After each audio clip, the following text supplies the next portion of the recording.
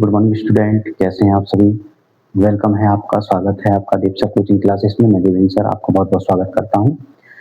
जैसा कि आपको पता है, हिंदी की तैयारी चल रही थी अभी तक, और हिंदी का पेपर जैसा कि आपके सुनने में आया है कल का है। इससे रिलेटेड आज फिर हम कुछ क्वेश्चनों को लेकर के आए हैं, और आज है हमारे पास क्वेश्चन 2 नंबर में ही है। आज हम डबल क्वेश्चन देखते हैं, 2 क्वेश्चन करेंगे आज, छोटे छोटे हैं, सिंपल। रीतिकाल की कोई 2 विशेषताएं। देखिए, कुछ क्वेश्चन हमें पता ना होने के कारण या याद ना होने के कारण या हमने पढ़ा नहीं इसके कारण हम छोड़ करके आ जाते हैं, तो ऐसा नहीं करना है आपको। अच्छे से तैयारी करिए और जो छोटे छोटे क्वेश्चन हैं उन पर भी फोकस कीजिए, और जो विशेष रूप से पूछे गए हैं पिछले एमपी बोर्ड में कई बार आ चुके क्वेश्चन हैं, ये हिंदी 2026 से एमपी बोर्ड और मॉडल्स पेपर्स में कई सारे क्वेश्चन ऐसे इससे रिलेटेड आए हुए हैं। वही हम कवरेज कर रहे हैं। कई सारे क्वेश्चन हमने पहले भी वीडियो में प्रोवाइड करा दिए हैं, वो आप देख सकते हैं और अपनी तैयारी को अच्छा कर सकते हैं, मजबूत कर सकते हैं। ठीक है, आज देखते हैं हम रीतिकाल की कोई 2 विशेषताएं। तो रीतिकाल की कोई 2 विशेषताएं क्या होती हैं, तो इसमें हम देखते हैं।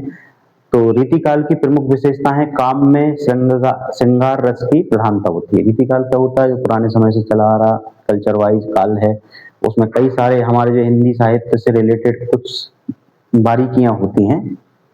जैसे काव्य में श्रृंगार रस जो आपको पता है रति का माना गया है, एक नारी का श्रृंगार, वो श्रृंगार रस के अकॉर्डिंग में कहा गया है।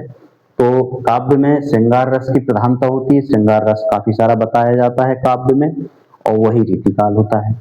इसमें अलंकार का प्रयोग होता है। तो कौन कौन से अलंकार रहेंगे, अनुप्रास रहेगा, उपमा रहेगा, और व्यक्ति आदि का अत्यधिक प्रयोग किया जाता है, यानी ज्यादा से ज्यादा प्रयोग जिसमें अनुप्रास का हो, ज्यादा से ज्यादा उपमा का प्रयोग हो। तो ऐसे अलंकारों का प्रयोग जहां पर ज्यादा हो रहा है वो रीतिकाल के आपके काव्य कहलाएंगे, रीतिकाल के सेंटेंस कहलाएंगे। अगला आता है ब्रज भाषा की प्रभुत्व होता है। तो हमें 2 पूछे गए हैं, हम 2 लिख सकते हैं, 2 नंबर आपको सेटिस्फाई मिल जाएंगे। हमने तो फिर आपको वही बता रहे हैं कि यदि हमें नंबरिंग में आंसर पता है और 100% कन्फर्म है हम, तो बिल्कुल आप आंसर को नंबरिंग में ही लिखें। प्रत्येक सेटिस्फाई नंबर पे हमें प्रत्येक नंबर का 1 नंबर मिलेगा, यानी कि हर एक पॉइंट का 1 नंबर आपको दिया जाएगा। 2 पॉइंट है तो 2 नंबर, और इस प्रकार से हम 2 नंबर का यह आंसर कंप्लीट कर देंगे।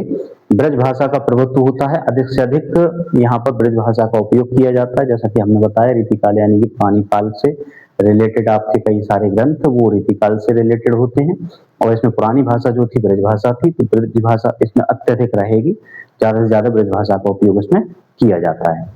यहाँ हमारा ये आंसर कंप्लीट होता है, रीतिकाल की कोई 2 विशेषताएं।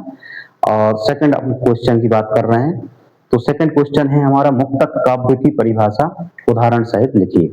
अब जैसे कि रीतिकाल बहुत से बच्चों को नहीं है पता, मुक्तक काव्य नहीं है पता, ये बारीक से अंदर से डीपली में ग्रामर से पूछे गए क्वेश्चन है, और हम इनको ज्यादा से विशेष ध्यान नहीं दे पाते, जिसके कारण ये हमसे छूट जाते हैं।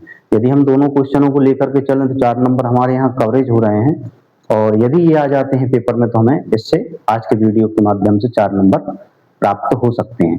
बस तैयारी हम आपको करा रहे हैं, मेहनत आपको करनी है थोड़ी। मुक्तक काव्य क्या होता है, तो हम यहाँ देखते हैं मुक्त होता है। मुक्तक का मतलब होता है मुक्त होना। किससे मुक्त होगा, कविता का वह स्वतंत्र रूप। कविता जो भी हम पंक्तियां गाते हैं, कविताएं रहती हैं, और जो सेटिस्फाई जो पंक्तियां होती हैं उनमें स्वतंत्र रूप, यानी कि कविता ऐसी कविता जो किसी दूसरे से रिलेटेड नहीं है, जिसमें प्रत्येक छंद या पद अपने आप में पूर्ण होता है। हर छंद हर पद, यानी कि जो पद लिखा है, जो अपन ने पूरा छंद लिखा है, वो अपने आप में सेटिस्फाई है, सेल्फ है, स्वतंत्र है, और उसका अर्थ यानी कि जो मीनिंग्स, जो अर्थ उसके निकल रहे हैं, जो भाव उसके निकल रहे हैं, वो पिछले या अगले, पिछले यानी पीछे के, और अगले यानी आगे के छंद से जुड़ा हुआ नहीं है। हर एक वर्ड उसका सेटिस्फाई है, हर एक वर्ड उसका स्वतंत्र है, और यही क्या कहलाएगा, मुक्त होता है। यानी कि मुक्त होता है यानी कि आगे के छंद से पीछे के छंद से जुड़ा नहीं है, हर एक शब्द का उसका अपना एक अर्थ होता है, तो आवश्यक नहीं होता उसका आगे पीछे के छंद से जुड़ा होना।